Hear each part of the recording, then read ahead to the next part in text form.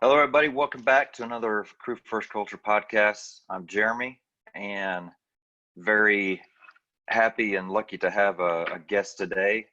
We got Rob LaRocca, and he is, I believe, what's your partner's name? Is it Bobby? Bobby, yep, Bobby's been on me, yep. Okay. Bobby, his partner reached out to me a little while back, kind of talked about their app they're using and kind of what they got going on, and just wanted to see if it was something that I'd be interested in talking about. And I'll let Rob kind of go into that a lot further, but they are with a company called Rapid Response, and just some of the videos that they have on social media is just a really cool tool, and I think it definitely has some good useful purposes that can help us out. So with anything further, I'll let Rob introduce himself and kind of give a little bio, and we'll go from there. Yeah, well, I appreciate you having me on. I mean, obviously, I'm not a firefighter. My partner, Bobby is a longtime firefighter with the FDNY. As pretty much the whole company that I surround myself with are all firefighters. A lot of them from New York City. But a little bit about me. I'm just a normal 25-year-old guy. A couple of years ago, I was working a sales job after college, and I kind of wasn't happy with what I was doing. And my partner, Bobby, was pretty much just telling me about a routine fire that he was running into. And it came up that he didn't have the information he needed to know where his fire hydrants were. And the story had nothing to do with fire hydrants. He was telling me something totally different. And I kind of stopped him on the dot and said, "What do you mean you don't know where your fire hydrants are? You're a firefighter in the biggest fire department in the whole world." And, I said, "There's got to be something out there that can help you guys." And we did our research and nothing. So that's, where we came up with the 360 response software idea. And then personally about me, I'm, married, got a 8-month baby. I'm also a big guy into fitness, where I have a personal training business that I run as well. And just trying to, make it every day like everyone else, I guess. Well, good. So you said the 360 response, and I was just looking at your Instagram page, and it's rapid response. So I don't mess it up, what is rapid response and as opposed to 360 response? A Rapid Response Corporation is our company. Okay. Okay. And what Rapid Response Corporation did was we created the 360 response software. And we're hoping that maybe one day in the future we could have a bunch of different, parts of the software that could help, say PD and say EMS and things like that. So that's why, we want to maybe one day have all these softwares and response apps under that rapid response umbrella. And right now, the first one we have out is the 360 response software, which is essentially geared towards, firefighters pretty much all over the world. It's useful for. Okay. That's kind of what I was thinking, but I just want to make sure I didn't mess anything up here for you. As far as your program goes, I spent a little time kind of perusing through your Instagram and social media, just looking at it. It looks like a really cool tool. I know we talked just for a few minutes before I pushed record about kind of what are some things that we would like to touch on. And personally, I work at a career department, and I work for a volunteer department at home too. So, I see two completely different areas of the fire service, and neither one of them, I would say, use technology very well when we're talking about this subject. I think that you're definitely onto something that is very needed. Like I said to you earlier, at my career department, we have laptops in the rigs, and it's a nice setup, and it's definitely helpful kind of getting us where we need to go, but it's very limited on, access. As far as like your program shows a bit of a 3D view, it shows street view, things like that. It's really cool. Kind of tell me just tell me some things that you're trying to make sure you get in the software to help fire service. Yeah, well, I mean, so the thing is that I'm not a firefighter. So, I make sure at least that every time I talk to a firefighter to let them know that I'm by any means not trying to make like I know what it's like running into a fire. If I'm going Yeah. to call with a firefighter and I'm explaining it to them, I always bring a firefighter with me. Sometimes, I mean, I have guys on my team that are, captains in the FDNY that have been with Rescue 5. I have other guys who've been with the, FDNY for 25 years, firefighters in California. So I always make sure that when I'm talking to a firefighter, just like yourself, I don't want anyone to get the idea that I think I know what it's like to running into a burning building. Yeah. Essentially, it's totally the opposite, and that's kind of the reason that we created the software. That I created the software, with my team, and I have a couple of other civilians on my team, is because I'm gonna be the guy that's asking you guys to save me in the building, right? I don't know what it's like. I'm not brave enough to run into a fire. I would hope, like you're saying, that if I ever was stuck in a fire, the firefighters would have the information that they needed to get me out of the fire, right? So, like I said, when I was talking to my partner, man, I remember like it was yesterday. We were sitting at a dinner table. We were just having dinner. It was like 4 years ago because we were friends before this whole thing. And he's telling me about how he's responding to some fire in Brooklyn.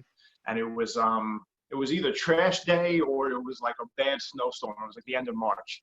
And he's telling me, when I get out and I can't find my fire hydrant. And again, civilian 101, I'm like, what do you mean you couldn't find your fire hydrant? How are you looking for it?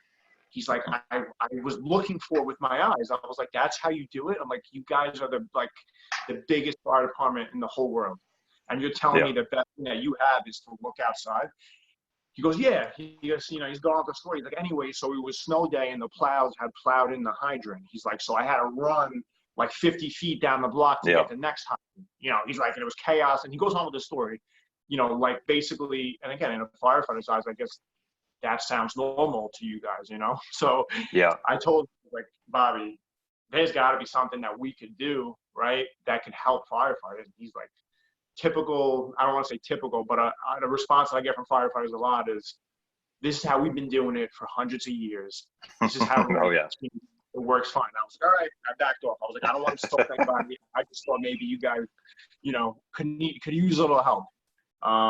And then 2 weeks on the dot, I get a call from him, and he's like, remember that idea you told me about? I said, yeah. He goes, I just responded to another fire, and he's cursing. He goes, I couldn't find my damn hydrant again. He's like, we got to do something. Yeah. So we did it. So, you asked me, like, what kind of features does it have? Starting off, what we did was very basic. We just put a lot of hydrant information in there, and we looked at some other softwares that had hydrant information. And even probably like a two-dimensional map you have, it's probably just a bunch of pins on a map. Yep. And, just circles, basically. Yep. Right. And it takes like a genius to really be able to read that and know where the hydrant is when you're responding. Yep. At least that's, from the people I've spoken to. So we wanted to make it really interactive and really basic, but so that you actually know where the hydrants are. So the first thing we did was we created a map view, and we got in partnership with Google. When you respond, when you open up the software, you're either in engine company mode or ladder company mode. And the different modes are going to pretty much give you either building information or hydrant information. So if you're looking for hydrant information, what it'll do is, as soon as you turn the rig on, that address loads into the software, and your first 3 closest hydrants show on the map, right? And it shows nice and clear. It shows the cross streets. If it's in front of like McDonald's, it shows you different, highlights on the map. So oh, that's right near McDonald's, whatever. Then you'll click on the hydrant, whatever closest hydrant you pick, and it'll give you, first and foremost, the most important part, at least in my eyes, is the status of the hydrant. Is it working? Is it not working? Is it unknown? Is there no drain? You're a firefighter, that information is critical. If it's in the winter in a cold place and it's got no drain, maybe we'll plan that hydrant's not going to work. So after that, it'll give you the distance in feet that that hydrant is from the fire building. So you guys know exactly how many lengths of hose you need before you pull up to the fire. That was another big feature the firefighters worked in the software. It'll give you an IFO address, in front of address for people who don't know what that means. Which basically, if the hydrant's at 211 4th Street, it'll say the hydrant is in front of 210 4th Street. So you Yeah. know if it's garbage day, whatever, if it's snow day, if there's no street lights, we're pretty much giving you, all the information you need to know where that hydrant is. And the last part of it gives you main size gallons per minute. And if you click it, it'll give you a street view of the hydrant and its surroundings. So you could see the hydrant in front of the big blue building. It's in front of Yeah. 210 Street. You know that it's in front of the McDonald's. Like, just basically, we figured out, okay, what situations do firefighters, come into where they can't see their hydrant in different parts of the country. And that's pretty much the information that, my partner Bobby and his team did a great job at making sure this is what firefighters need and this is how we should present it to them. So that's the hydrant, part of it. Yeah. And then we go into the building part of it, which essentially gives you a 360 dynamic view of the fire building you're running into. It gives you an up front and behind street view. So the 360 dynamic 360 view is an overhead view, which will pretty much show you the roof, the surrounding areas. If you have heavy machinery on the roof, you could see if it's a peaked roof, you could see if there's wires in front, trees, rear fire escapes. And then you could do the street view, which will pretty much drop you as if you were walking, in the street in front or around that building. So you could see what kind of street do we got? What does the building look like? How many stories is it? Is there, you could see if there's a rear garage, if there's a fence, and then you could also, the last part of it is get directions to the fire or directions to whatever hydrant you select, which is the last part of the puzzle. And there's other small features in it, but that's pretty much the bulk of what we did. Yeah. Well, I think I was just kind of touching on a couple of. What's that? A lot to take in, I know. No, well, that's good. That just tells you that your product has a lot of assets that that we are needing. I was just going to say is just a couple of things that really stand out to me is, I live in Oklahoma, and so we don't have those snowplow covering hydrant days ever since, at least since I've been alive. So I didn't even think about things like that. And it just kind of makes you realize, depending on where you're at nationally or however big this goes, there's so many different issues that each department faces that maybe a total different state won't even really understand. So like missing a hydrant because it's under snow or whatever, or if it's behind a trash can or a car or whatever, for me, I see a dot and I just that gives me an area to guess where to look. But if I have your program and pull it up and I see that it's literally right across the door or the driveway of this particular building, that tells me exactly where to go to look. And that's really cool. I kind of wasn't even really thinking about things like that when I was researching it. So that's cool. Well, do you guys have streetlights out there for the most part? It depends on where. So the city that I work for is very diverse. We've got an in-town area that has some multi-story buildings and some strip malls, things like that. And then we go the total opposite end of the spectrum on the other side of town, where you got maybe 6 houses in a mile section. So it's very diverse, and we've got areas that don't have hydrants for 2 miles away. We've got hydrants 600 feet apart in town. So it's very, we got a little bit of everything for sure. Yeah, that's and that's something that we kept in mind too, because obviously out here in New York, like the houses are all over each other. But we thought, what's an average response time for you guys? Like, just like roundabout for a fire? Like, if you respond to one of those houses that are like, a mile apart, what's like an average response time? Way out there, it's probably, I'm just taking a wild guess here, but I would say probably around 5 minutes or so way out, on the outskirts of town for sure.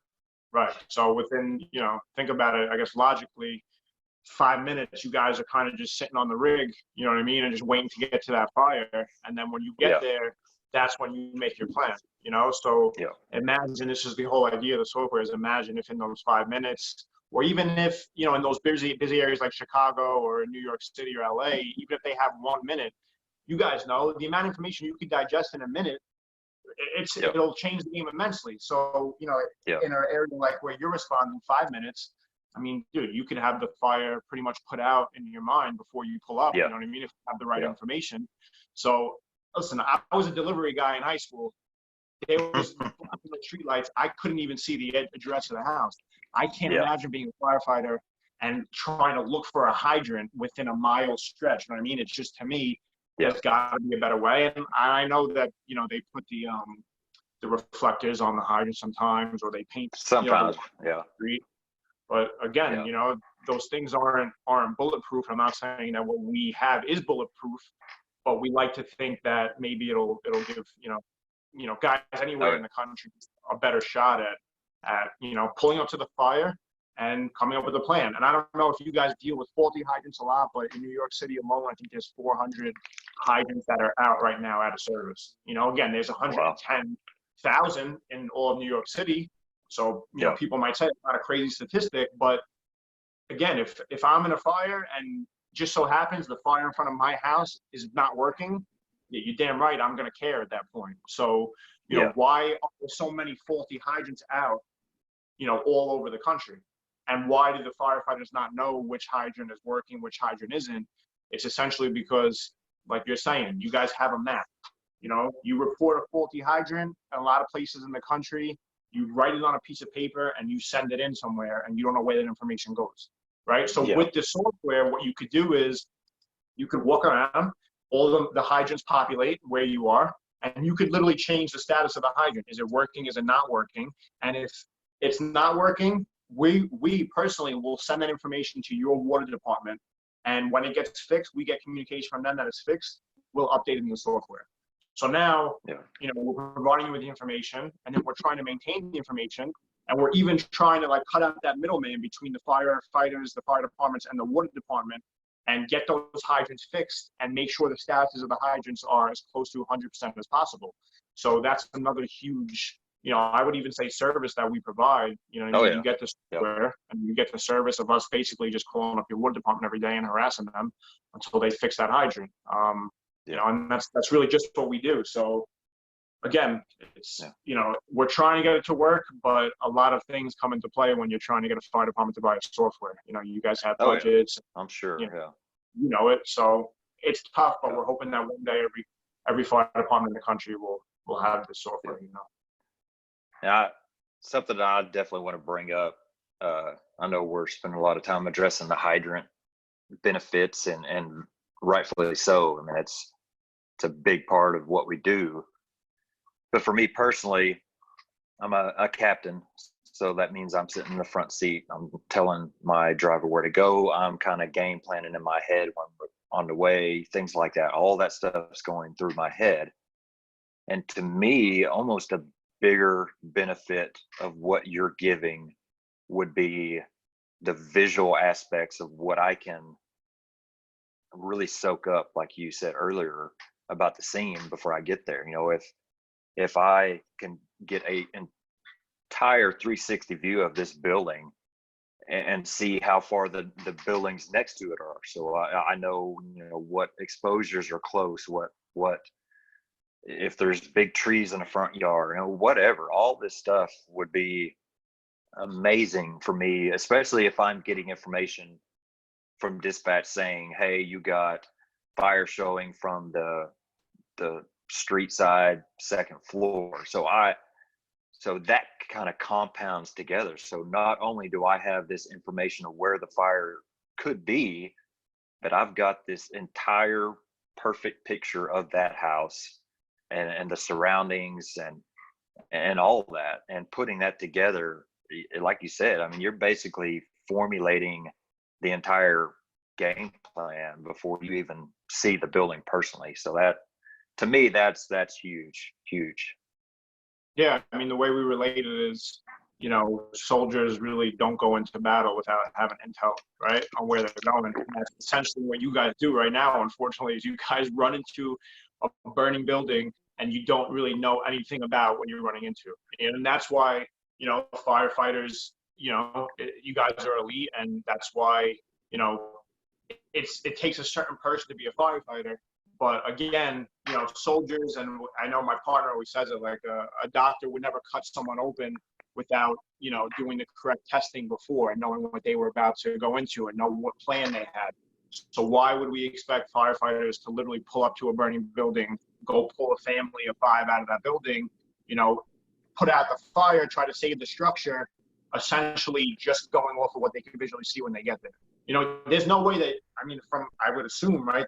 You tell me, there's no way that you could see the roof when you get to the fire for the most part, right? Without going up there, right? Yeah. So if there's heavy machinery on the roof or something, or, it's a peak roof or whatever, there's a skylight, that's going to change what you guys do dramatically. So knowing that information, like you're saying, you're going to be able to formulate a plan. You're going to be able to know what tools you need. And again, it's just, I talk about from the civilian standpoint. As a civilian, it would make me feel a lot more comfortable knowing that the firefighters could do their job as safe as possible, get me out, get me and my loved ones out, and, maybe even save my home, if they had access to the software. Again, I know it's just a small part about what you guys do. It's really the firefighter, that's going to make the difference. But again, information is, is key in any of those situations, I think. So. Oh yeah. Well, yeah, you're either starting off a scene ahead of the game, or you're starting off the scene behind it, but behind the 8 ball, basically how people say it. And I would much rather be the first. I'd rather be kind of gearing up and ready to go before I get there. So I think you guys got a great program, and really kind of excited to see where you're headed from here. Do you have kind of bigger plans in mind? You said earlier that you're kind of leaving it open to produce more things. Is there anything kind of on the horizon, or are you just kind of trying to get this ball going? We're pretty much just trying to get this ball going now. We always have ideas. I have a couple of guys on my team who are PD, and they brought up a couple of scenarios, maybe an active shooter, scenario where we know a lot of across the country, FD is responding now, and, EMS, all that stuff. We'd like to kind of maybe possibly tie, all of them together for a scenario like that. We've even spoke about possibly getting utility information within the software. So we've talked to utility companies, putting, all the gas lines in there, or the electric lines, water, all that type of stuff. Because, in a major emergency, or even a terrorist attack or something like that, if they get access to, our electrical grids and our telecom and all that stuff, they could send half the country out within a minute, so we like to prepare for that type of stuff, and again, I'm sure there's people with a higher skill set than me preparing for that stuff, but we've spoken to people within utility companies, and honestly, I've spoken to people from the gas company, and they say, the water company, they piss me off so much. They do construction and they hit my gas line, or, they remove the water line, they put it here, we don't know about it. So realistically, you would think everyone's on the same page and all these maps are updated, but realistically, people do construction, and I didn't know this until recently. They are legally able to take the hydrant out and move it 20 feet down the road and install a new hydrant. The construction guys do this all the time here in New York. That information never gets reported to the firefighters. So I'm just picturing, guys out here, they're responding to a fire. That hydrant's been there for 20 years, but they've been in the firehouse, and one day they go to a fire around the neighborhood, and the hydrant's not there no more. They don't know, and moved like 20 feet down the road because some guy was legally in construction able to do it. So again, we're hoping maybe we can one day communicate with all those guys and be able to bring everyone on the same page. We have high hopes. I know that's a big idea, but maybe one day it'll happen. Yeah, I think that would be a big benefit. Like I said, I don't work for a big city. We've only got a few what you would consider legitimate high rises, and they're really not much. You know, I think 10 stories is our tallest building we have in town. But just kind of thinking from, you know, areas of where you're at, you know, the guys doing the truck work and having to set up with all these power lines and everything, and they don't really know what they are going to encounter until they get there. And if you had the ability to kind of overlay some type of power line grid on that to give them an idea of what they got coming in, I think that would be very helpful for, you know, somebody like that too. So that'd be cool. Yeah, I mean, I think, you know, if you guys are up for it, maybe we'll get your department a couple of months, let you guys trial it if you guys would be interested. I mean, you know, see what you guys think out in Oklahoma, how it works for you guys. You know, we can even do it. What we tell every fire department is we can even do it on your phones. You know, if you got 20 guys in a house, you know, we'll set it up on all of your phones for you. That way you guys can play around with it. You get to see how the information is real quick. So, you know, I would definitely be curious to see, you know, how you guys like it in your neck of the woods, and, you know, it could help us better it for every other firefighter in the country. So if you guys are interested and you took it over, I mean, we'll love to get you set up. It takes nothing. So sounds good. So just kind of before we wrap it up, you know, we've talked a lot about your business and stuff. Just kind of give a little bit about you. I like I told you earlier, I kind of like to, something that I like talking about is just getting down to the root of what drives people, you know, what people are passionate about. And just kind of looking at your page the last couple of days, and like you said earlier, you're a big fitness guy. You enjoy that aspect of life. And I believe there's even some videos of is that your wife doing some at-home workouts too? That's cool. So just kind of give me a rundown of kind of what drives you, what you're passionate about.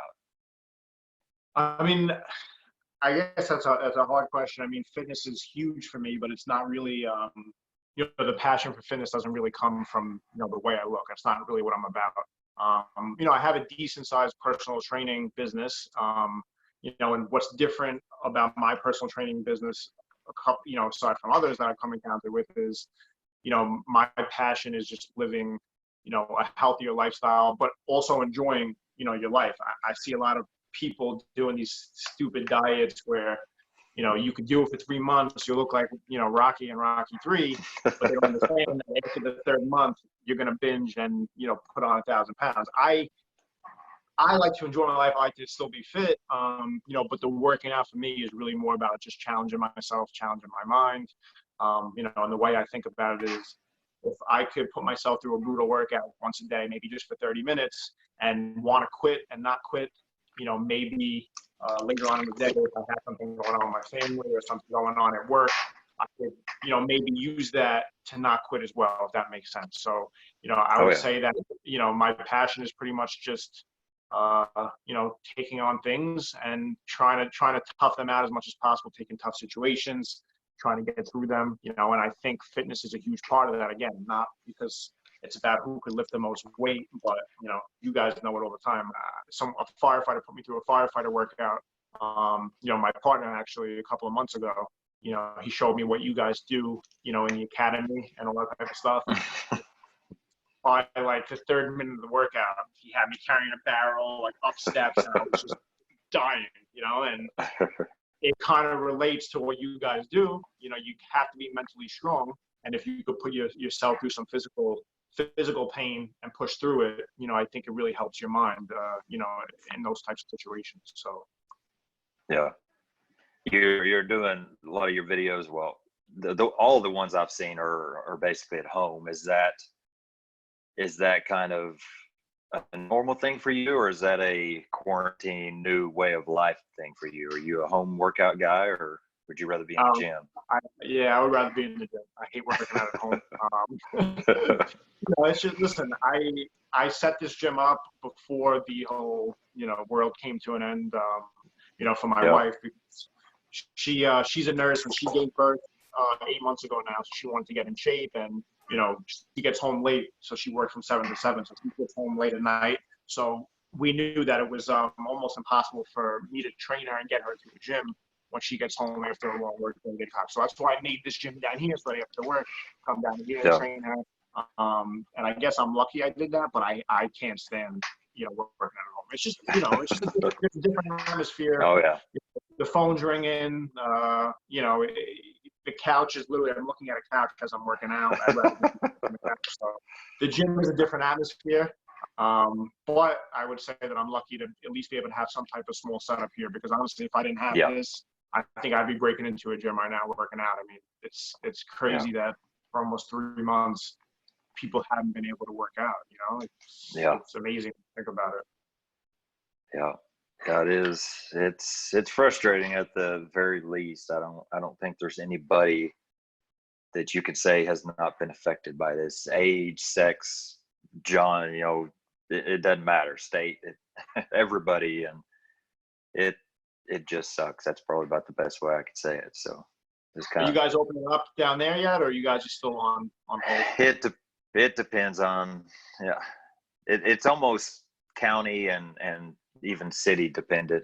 Some of the towns, like I live by Tulsa, I work by Oklahoma City, and it seems like we're kind of opening up. Restaurants are opening up. They're starting to allow kids to play sports again, things like that. But as far as like my personal department that I work for, we're standing very firm on slow play and everything. And so, it just depends on who's in charge of what area you're talking about, really. So sounds like we're a lot looser than people like in your area. It sounds like guys are a lot more careful about kind of getting back. Yeah. I mean, what's amazing now is you're seeing people who they don't give a damn anymore, and it's just, you go to these public parks now, and the beaches even over here, and you see people just like on top of each other, and no one's got masks on. And, it's I guess it is like kind of a form of suffering. We've been home doing nothing for 3 months. I literally, listen, prior to this, if there was a snow day and I had to stay home, I would go crazy. I'd be in my house. I couldn't know what to do. I've been home for 2.5 months, for the most part, in this basement doing video calls like this, down here. So it's tough, but I think we're gonna get through. We're gonna prevail, and hopefully in a couple of months, this will all be behind us, and we won't have this face mask for a long time. I hope. Hope so. Yeah, I think we all hope. We'll see. Yeah. Well, I appreciate it, man. I think we've had some pretty good conversation. Enjoyed kind of learning more about what you have to offer, and definitely want to do part. I'm a very small fish, just getting started in this stuff. So not like I'm going to just blow you up, but anything I can do to kind of spread the word with the good things you're doing, I'm definitely down for it. Is there anything else that you want to touch on or say or anything before we go? No, man, I just appreciate you having me on. To all the firefighters out there, we appreciate what you guys are doing, and this is in no way what we're doing to say that you guys aren't doing a good enough job and that you need help. It's to say that you guys are doing an amazing job all over the country, all over the world, and this is just our way to maybe keep you guys a little bit safer, hopefully, and give you guys a little bit of a leg up. And if anyone's willing to try it, we do department trials for a decent amount of time for free to let you guys try it.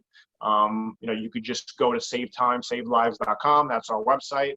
Or any of our social media handles, which is at Rapid Response Co. And reach out. We'll get you guys set up. It's any department in the world, pretty much. We're willing to give you guys a free trial. So, the more people that try it, the more we can keep developing it and hopefully make it better for every firefighter in the world one day. So that's really it. Just appreciate you having me on, man. Sounds good. Good. Yeah, I would definitely ask anybody that he is needing something like this, is looking for a better solution, better option.